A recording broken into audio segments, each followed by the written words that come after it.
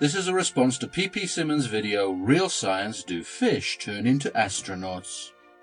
So Carl, it seems that we've been fated to meet again somewhat sooner than I'd anticipated. This unexpected circumstance arose in part because no sooner had I released Holy Hallucinations 41 than your favourite sycophantic arse-licker, Mike Pisspants Shoesmith, staggered onto its comments page to disgorge the contents of his pitifully incapacitated mind. I can only imagine that he embarked on this unfortunate and ill-advised course of action after imbibing a skinful of Jesus juice, but whatever the reason, it seemed that the bee buzzing around in his bonnet was his fantasy that I had somehow declined his offer to have me debate that embarrassment to Christianity formerly known as Shock of God, and now known to viewers of this channel as cockshite.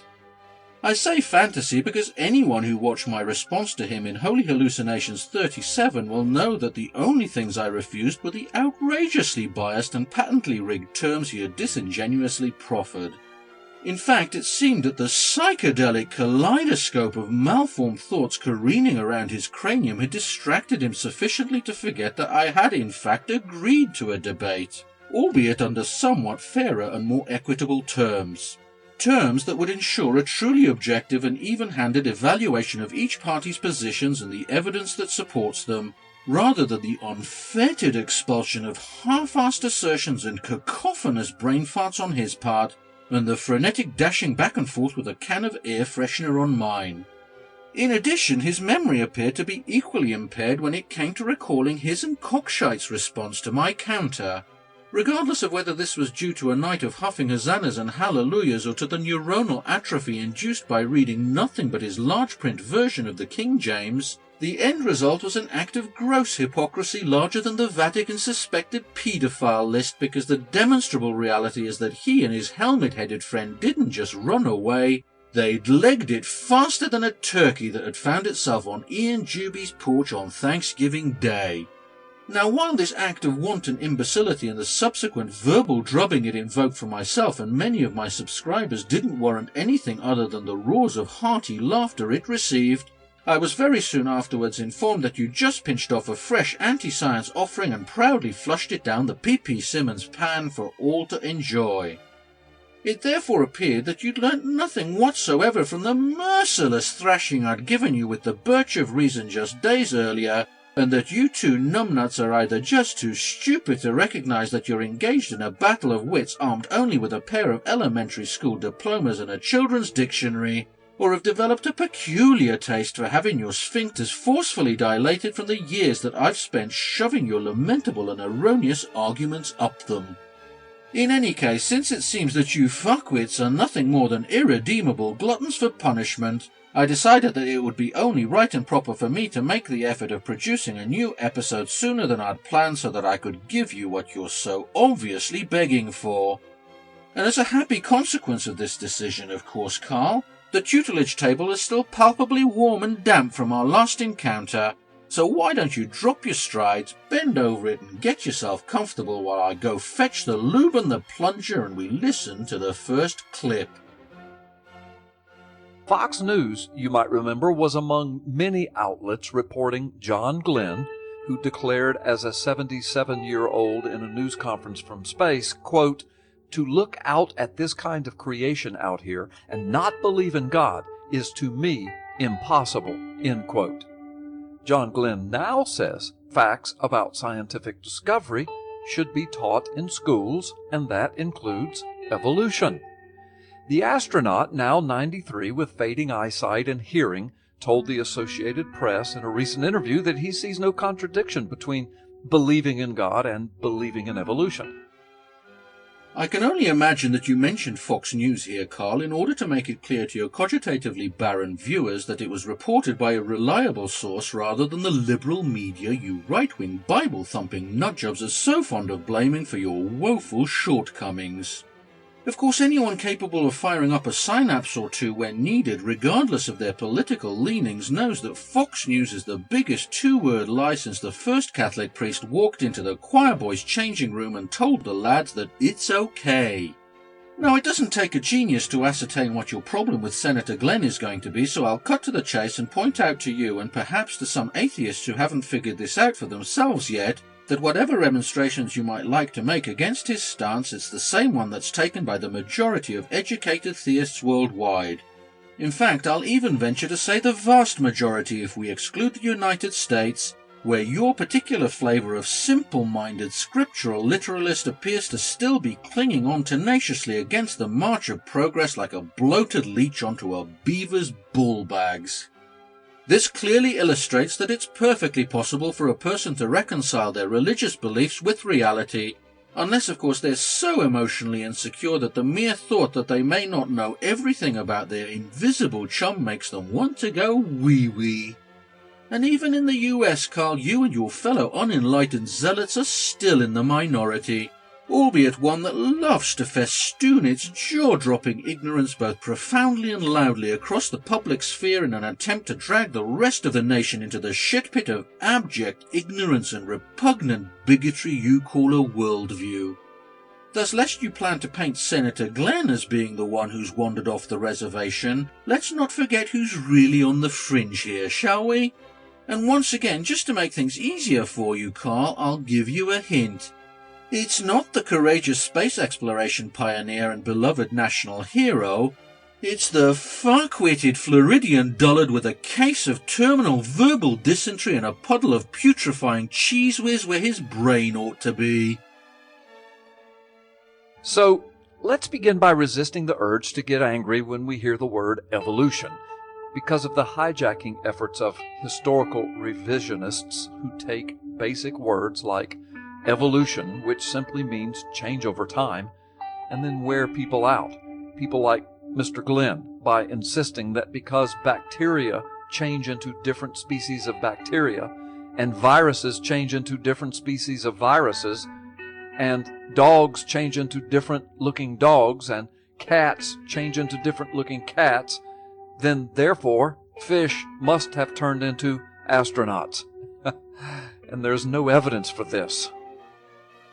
Before we begin, I'd just like to make it clear that I seldom get angry when I hear the word evolution. In fact, that particular reaction seems to be exclusively limited to when I hear it coming from monumentally ignorant dumbasses who mistake the eponymous scientific theory with the Bible-born psychedelia churning erratically between their ears, or from repugnantly dishonest charlatans bent on lying about it as earnestly as a penniless Frenchman trying to talk his way into a whorehouse. So considering that you eminently fit both these categories, Carl, perhaps it's little wonder that you seldom see my good side, eh? So with that said, let's get on and address the two assertions you just shot off in this particular drive-by turding. First, you appear to have reached the conclusion that Senator Glenn came to oppose your view on the congruence of fairy tales and reality because he was remorselessly ground down by deceptive word games perpetrated by people with them there fancy educations. Now, while I can't formally disprove your conjecture, allow me to proffer one of my own and let the viewers come to their own conclusions. You see, Carl, John Glenn is one of the Mercury 7 astronauts and as a result became the first American to orbit the Earth. Furthermore, due to his central role in the space program, it seems somewhat likely that he became acutely aware of the astonishing intellect and integrity of those engaged at the forefront of the scientific enterprise, and so learnt to take what they have very seriously rather than dismissing them out of hand in favour of the opinions of clueless, uneducated dolts just because those opinions made him feel all warm and cuddly inside. Furthermore, he was selected to join this elite group not only because of his physical and psychological toughness, but also his mental acuity. An acuity that you have the temerity to impugn here by implying that it's incapable of comprehending something that you pompously think your own empty, shriveled husk of a brain can. So with that now made clear, don't you think it's just a little more likely then, Carl, that rather than giving in to pinko-commie brainwashing as you seem to suggest, he instead used his evident intelligence to investigate and weigh the evidence for himself before coming to his own balanced and nuanced conclusion on the matter? If not, then I can only imagine that you expect people to believe that despite his demonstrable intellectual acumen, Senator Glenn is either in the habit of gullibly accepting everything he's told on no evidence at all, or of caring so little for the truth that he's willing to allow others to form his opinions for him. I realize, of course, that the latter probably seems more plausible to you, Carl, because it's the way you stagger from day to day in your own worthless life, so I'll leave it to others to decide whether John Glenn suffers from the same mental affliction you do or whether he's capable of actual thought. Secondly, we come to your bald-faced lie about the nature of the evidence supporting biological evolution. You see, Carl, only a shamefully uneducated bumpkin, and a particularly stupid one at that, would think that the conclusion of common descent over eons is derived from a simplistic extrapolation of solely the real-time and prehistoric examples you cite. In reality, those examples represent just the tip of a breathtakingly immense iceberg of concordant and cross-confirmatory empirical evidence from fields such as astronomy, cosmology, sedimentology, biostratigraphy, paleontology, anthropology, biogeography, comparative anatomy, embryology, genetics, molecular biology, cell biology, biochemistry, physiology, ecology, and population dynamics, to name just a few. To represent otherwise does nothing but demonstrate either your monumental ignorance of the science your bloated, corpulent ego tells you you're somehow fit to criticize, or that you're as eager to tell your despicable lies as a Southern Baptist is to whip out his wallet in the gift shop of the National Ku Klux Klan Museum. In either case, your insinuation that Senator Glenn would have been taken in by such a mind-numbingly simplistic and outrageously erroneous argument is an insult to the man whose boots you're unfit to lick, and whose boots should, for that matter, be shoved up your ass one by one until you squeal like the filthy, lying pig you are. Finally, as for your assertion that there's no evidence for this, that you delivered with the self-confident, self-satisfied, shit-eating smirk born of the fucktard who has absolutely no idea of the enormity of his Dunning-Kruger affliction, I refer you to the list I gave earlier. A list that you and your ilk love to conveniently ignore because it's too large to fit into your already overfull collective rector, and instead like to pick at like scurvy tick-birds at a rhino's arse in the hope that smearing an occasional brilliant diamond with your vile creationist excrement will somehow draw attention away from the glittering mountain of gemstones you stole it from. Yet John Glenn is correct when he suggests that we should be teaching all of the science, including evolution as it is scientifically. You see, bacteria do change over time, hence the need for the aggressive use of force and the use and development of antibiotics, and similarly for vaccines and so on. Christians ought not to shrink from the responsibility to embrace these scientific realities. However, we mustn't willingly allow the atheist community to get away with the grand extrapolation, that is to say, because bacteria change over time, or, quote, evolve into other types of bacteria, then it therefore must be reasonable to assume that fish evolved into human beings. It's quite rich to hear you giving your blessing as to what should be taught in science class, Carl, because based on the grasp of the subject you've displayed throughout your YouTube career, it should be quite clear to anyone who's made it past 5th grade that your opinion on this matter should at best be handled with care, or better still thrown into the nearest dumpster full of soiled diapers without the slightest consideration. As an example, in just this passage you've opined that the appearance of microbial antibiotic resistance should be tackled not only by the development of new therapeutics, but equally by the aggressive use of force, whatever the fuck that means, and current antibiotics. Apparently, then, you're unaware that the indiscriminate and prophylactic use of these compounds is what's actually caused the fucking problem in the first place, which further underscores your abject ineptitude in the science you're presuming to school others on. In short, Carl, my advice is that you should desist post-haste from telling people what should be taught in schools, as you're patently incapable of teaching a dog to lick its own bollocks, let alone anything useful to anyone at all. Next, let's not overlook your Weasley conflation of scientists with atheist community, the underhanded shell game of the sleazy swindler with fewer scruples than a preacher with a full congregation, an empty collection plate, and a stack of unpaid hookers' bills. I'll keep it simple for you, Carl, just how you like it. Scientists' pronouncements on the nature of reality are in no way based on their belief or lack of belief in the supernatural. They're based on the available evidence because they know that if they just make shit up like an apologist high on holy water and heavenly host, they'll be called out immediately because the veracity of their claims can actually be both verified and tested. Of course, in this case, none of that matters because, as I've already explained, you're not actually attacking a scientific argument at all with this grand extrapolation, but rather a sad and pasty pastiche that you've conjured up through your ring piece from either your pit of depthless ignorance, your cache of unending lies, or your reserves of limitless stupidity. Or possibly all three. The Bible makes this clear and scientifically proven statement in Genesis chapter 1 and repeated in Leviticus 11 and Deuteronomy 14. That is, everything reproduces according to its own kind.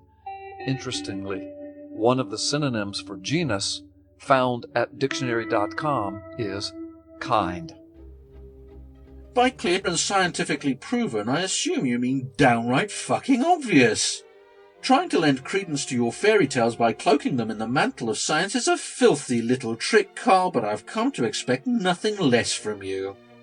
It's going to take you a little while to get to your point, so I'm going to reserve comment for now, except to point out that I find it hilarious that you're quoting from the scientific wisdom contained in not only the greatest fairy story ever told, but also from one book that gives directions for a cure for leprosy that wouldn't be taken seriously by a shaman with a bone through his nose, and from another that classes rabbits as ruminants and bats as birds. Oh, and should you or any other like-minded loon bring up the various excuses used to rationalize these absurdities, then you can piss right off now, because if you're going to insist on taking your beloved book literally, then so can fucking I. Interestingly though, Carl, reasonable Christians are more than welcome to interpret the Bible in any way they like when a literal reading makes it run contrary to physical reality, and for my part they're welcome to do so since they've obviously realized that the evidence provided by Mother Nature trumps the tales contained therein. You and your kind, however, are stuck with the whole shebang as is, warts and all, including the parts written by ignorant tribal goat molesters who barely knew their dicks from their dromedaries, much less how to keep them out of them. And as for your recourse to dictionary.com, well, I suppose I can't blame an ignoramus like you for not knowing that the meanings of some words in science are sometimes decidedly different to common usage, though this seldom stops creationist fucktards like you from confounding the two so you can defend the baby Jesus. Still, if you can play at that game, then so can I. I see that in your same source one definition of the word cunt is a term used to refer to a contemptible person. Since that seems to fit you to a T, Carl, I think I'm justified in inferring that you're a set of semi-sentient female genitals, which incidentally goes a long way towards explaining the fishy smell emanating from your channel, why your lips are so suspiciously fleshy, and your tendency to drool from the corner of your mouth. And even renowned atheist apologist Richard Dawkins himself admits this in his book, Climbing Mount Improbable, with these words, quote, "Flowers and elephants are, for, the same thing as everything else in the living kingdoms. They are for spreading duplicate me programs written in DNA language. Flowers are for spreading copies of instructions for making more flowers. Elephants are for spreading copies of instructions for making more elephants." End quote. Apparently you're suffering from a case of cranial constipation, Carl, because it's taking you a while to squeeze this one out. Perhaps it's the anti-intellectual diet of endless stale and stodgy articles from the likes of Creation Ministries International and Answers in Genesis that you seem to exclusively subsist on, so you might want to supplement them with something fresher and more stimulating.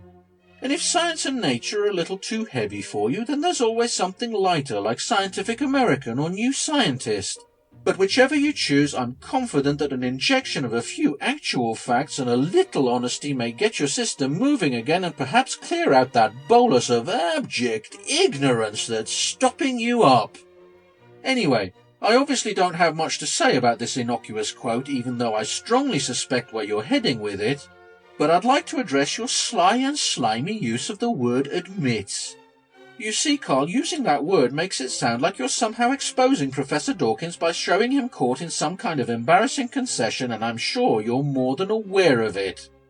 In reality, of course, the fact that members of a species only beget progeny of the same species is a central tenet of biology which was, over 150 years ago, one of the major mysteries in science, since it ran contrary to the abundant and obvious physical evidence that species had indeed been evolving over periods of time unimaginable to the human mind. It was this mystery that was finally solved by Charles Darwin, and that earned him a place in the pantheon of the giants of science and immortalized him as one of the most brilliant men in the history of our species. A man whose memory you've dedicated your pitiful and worthless life to shitting on, as if the vacuity of your laughably lamentable thoughts were in some way comparable to the immortal incandescence of his. I know it's a minor point, Carl, but I needed to address it in case it's one day taken at face value by the kind of credulous mental defectives that are used to believing anything spouted by dishonest mental defectives like you.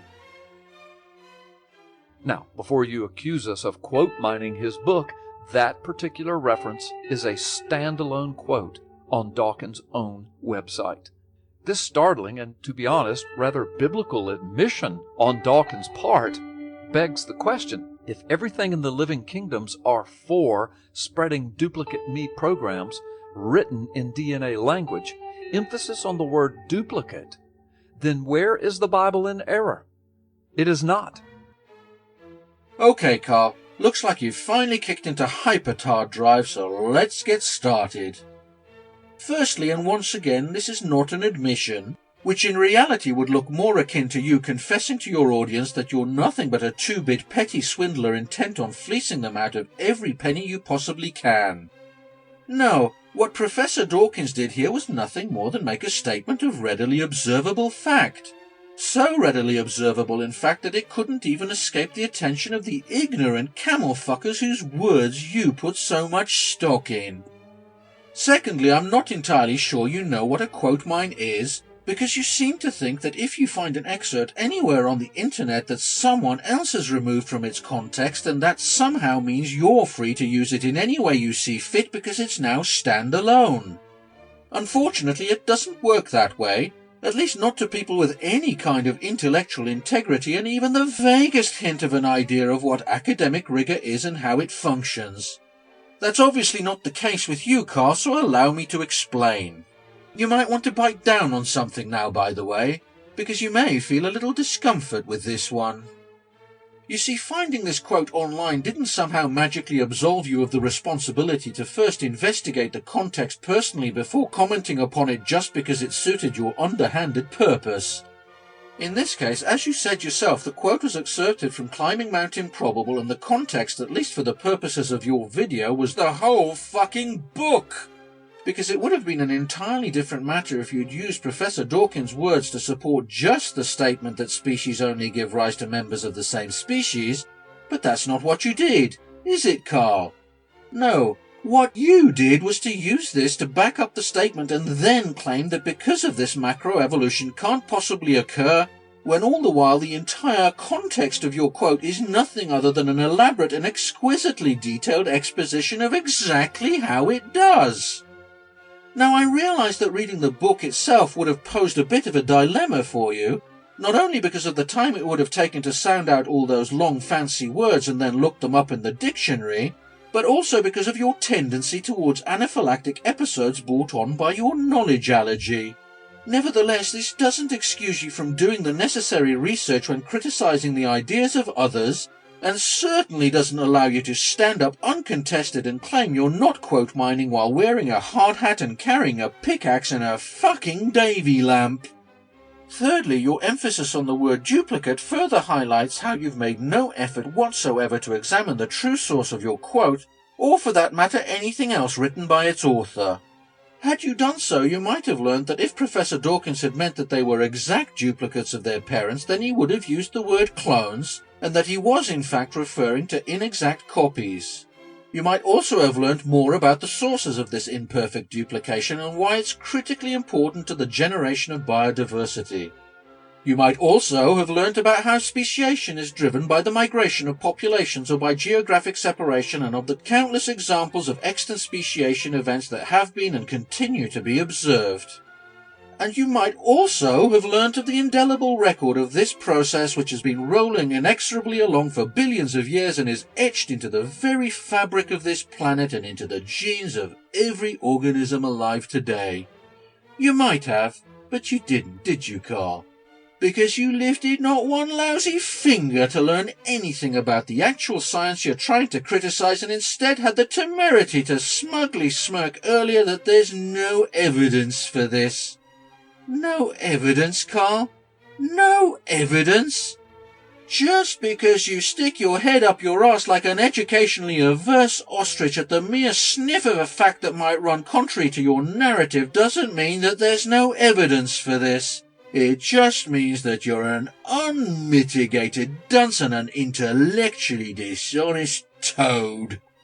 Finally, your comment that the Bible is not in error in this particular very limited case only goes to show that even a blind squirrel can find a nut occasionally, particularly if said nut is so obvious that it might as well have been painted fluorescent pink, decorated with fairy lights, topped by a honking great neon sign saying nut here, and then shoved up its arse sideways. However, before you get too proud about the stunning observational success of your favourite nomadic ungulate humpers, let's not forget about their unending litany of abject failure in pretty much anything else to do with explaining physical reality. You know, Carl, all that shit that you've swallowed like a gullible rube walking into a used car dealership with a blank check and no clue whatsoever. And if the observable evidence points to, as the Bible predicts, and Dawkins rightly agrees, everything in the living kingdoms are for spreading duplicate me programs written in DNA language, then the belief that, as deep-time evolutionist proponents argue, fish turned into people is more a matter of faith than any kind of real science. It's a faith based solely on the presupposition that there is no God who created every category of living thing, just as the evidence suggests. The evidence suggests this only if you insist on essentially ignoring all of it and instead concentrate on repeating like a mantra the fables of stunningly ignorant barbarians. As I've already said, Carl, the evidence for our evolutionary heritage, and by that I mean our descent from unicellular microbes over billions of years and not from an incestuous gangbang 4 millennia ago, is, if examined, incontrovertible to all but the most emotionally stunted and intellectually crippled religious fanatics. It's because of this evidence that acceptance of evolution is not a belief or a faith, as you fatuously claim, Carl, but a reasonable inference and an eminently defendable position. It's also because of this evidence that creatards like you have no credible arguments to make and so resort to regurgitating the same long-debunked fallacies or making up new ones that are based on nothing but a Kleenex factory's worth of lies. It's also interesting that in this video you've finally come out and accepted, like so many other delusional dimwits before you, that evolution has been directly observed both at and past the species level, but insist that this cannot occur beyond what you fatuously term a kind. I'm going to assume that by kind you mean something vague and unspecific, as in, sure looks kinda different, and that even your diminished cognitive faculties have led you to the conclusion that denying the patently obvious for much longer will give even the most ignorant boobs that still take you seriously possible pause for thought. This change of heart on your part, Carl, has led me to formulate a couple of ideas of my own, so I hope you'll bear with me. Oh, and there's no need to pull on a gas mask, because I think you'll find that unlike yours, my thoughts won't be accompanied by a stench akin to Satan's arse end after a six-pack of out-of-date demon ales and a plateful of undercooked chicken vindaloo. Firstly, it seems that your rejection of our descent from a fish-like ancestor is because we've never observed something akin to the appearance of a crocodile from a badger's gallops. Of course, anyone with even passing familiarity with evolutionary biology would know that this is a principal tenet of the theory, and as I said earlier, a mystery that was resolved by the brilliance of Charles Darwin. You see, Carl, if random species were in the habit of making their appearances through the gallops of distinctly different animals, then the patently obvious and concordant patterns we see in the fossil record, in our anatomies, in the global distribution of populations, and in our genomes wouldn't exist at all. And if such patterns didn't exist, Carl, that might certainly be more consistent with the brain fart that each kind was poofed into existence at the capricious whim of an ephemeral cosmic presence. Unfortunately for you, the readily confirmable fact is that they most certainly do exist, and in a way that is exquisitely explained by their evolution via common descent with modification. The results of all this, of course, Carl, is that the physical evidence viciously fucks you and your Bible's scientific claims 6 ways from Sunday. Now, I think I can safely assume that your position is that the only way to conclusively demonstrate the reality of evolution to you is to observe in real time what evolutionary theory explicitly prohibits, presumably because to you inference is an inadequate route towards knowledge. If that's the case, then I hope you'll at least have the decency to be internally consistent and agree that should you come home one night after a hard day of shystering, find your hallway strewn with open condom wrappers, the contents of said wrappers scattered around your bed in a somewhat slicker and slimier condition than when they left the factory, the sheets of said bed looking like they'd been purloined from a Jackson Pollock exhibition, and your good wife lying back on said sheets sighing blissfully and wearing that recently Rogered look, then you would under no circumstances allow yourself to conclude that she had finally tired of your lackluster performance and the unusually diminutive proportions of your wedding tackle. If, on the other hand, Carl, you feel that based on the circumstantial evidence in this not inconceivable scenario, you'd be justified in surmising that she'd finally had enough of your inability to do anything with your dick other than wet your pants, then perhaps you'll at last realize how scientists have drawn the conclusions they have and why your retarded demands are, well, so retarded. Secondly, now that you've presumably joined the ranks of the tards claiming that intraspecies evolution is restricted from becoming interspecies evolution by some kind of elusive genetic barrier, a barrier that appears to be mysteriously invisible to modern science, which has discovered a multitude of mechanisms by which it can be broached at the species level, I was hoping you might explain why none of the numbnuts making these claims has ever expended a single red cent on setting up a laboratory to find actual evidence of it in order to give credence to their claim being made out of something more substantial than a mixture of cranio-anal ejector and wishful thinking. Do you think, Carl, it's because they feel that the monies they embezzle from their easily dupable congregations would be better spent on mansions, fast cars, and prostitutes? Or is it because they know that the pungently perfumed hot air they've been venting would immediately dissipate at the merest whiff of scrutiny, and that it's far easier to keep promulgating the same tired old horseshit rather than being forced into the effort of thinking up something new? Of course, I could be wrong, Carl, and that with your newfound insights you're even now in the process of funneling the proceeds of your ministry into such an endeavour, and perhaps also asking your friends Ken Ham and Ray Comfort to do the same. In which case I look forward to reading about your receipt of the Nobel Prize in due course. In the meantime, though, I'd appreciate it if you'd shut the fuck up about science and scientists until you've done some or become one your fucking self. Because compared to those scientists, Carl, you're a useless speck of shite unfit to cling onto a fly's arse, who's only good for expelling hot air and repulsive lies and for swindling the gullible out of their hard-earned cash. A worthless bum who cares nothing for education and respects it even less because he's too stupid to realize its true worth, and instead sees fit to belittle the work of his infinite intellectual superiors by behaving like a moron who considers himself an expert on geology, mining, catalysis, distillation, metallurgy, mechanical engineering, and chemical combustion just because he knows how to drive a fucking car.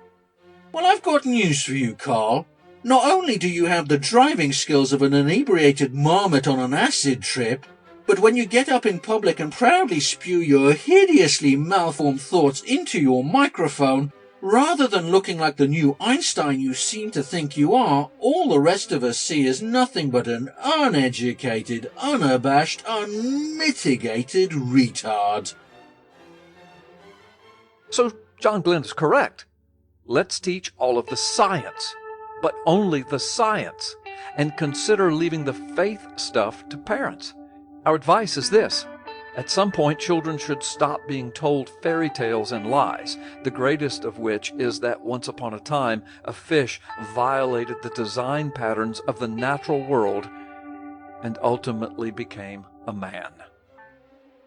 So now that you've pretty much finished disseminating the noxious vapours being vented by your brain from the crapulence induced by your overindulgence of the platters of tripe and bologna on offer at Answers in Genesis, Carl, I thought I'd wrap up by mentioning that it's your alternative. That is magic that violates the design patterns of the natural world, and that by ignoring the actual patterns of the natural world in order to perpetuate the self-evident fables of primitive savages, you're doing a great disservice to those who have made the opulence of our modern lives possible, and who you ungratefully denigrate like a spoiled brat who feels he has the right to everything and a responsibility for nothing.